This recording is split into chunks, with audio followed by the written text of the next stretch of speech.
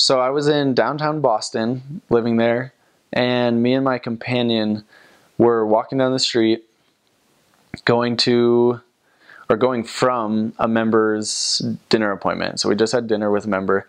We were feeling really good, really filled, and we were walking quite a ways to get to our car because parking is a nightmare in Boston, just so you know. That's why it's better to take the T or the buses.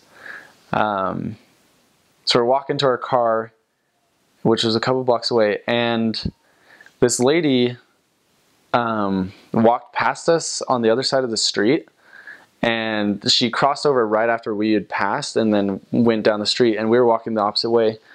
And we walked for a little bit, and like when she was on the other side of the street, we were like, oh, should we talk to her? And we're like, oh, she's kind of far away.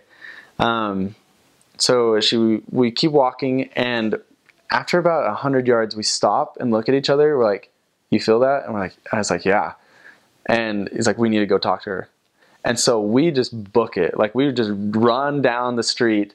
And then when we get kind of closer, we like calm down, you know, and just walk up to her. And we say, excuse me. We have a message for you. We want to share something with you. We're missionaries from the Church of Jesus Christ of Latter-day Saints. And she's just like, no thanks, and just walked away. And me and my companion were just like heartbroken. We're like, what?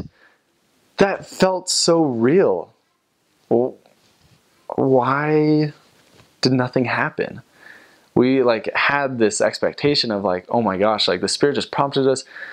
We need to talk to this person because this person is going to get baptized. Like it's going to be one of those miracle stories that you hear about from missionaries. And yet we're sitting here like empty-handed. And my awesome companion is just like, you know what? Maybe the Lord is just testing us to make sure we're following our promptings, because someone tomorrow or the next day is going to walk past us, or we're going to be on a bus sitting next to someone.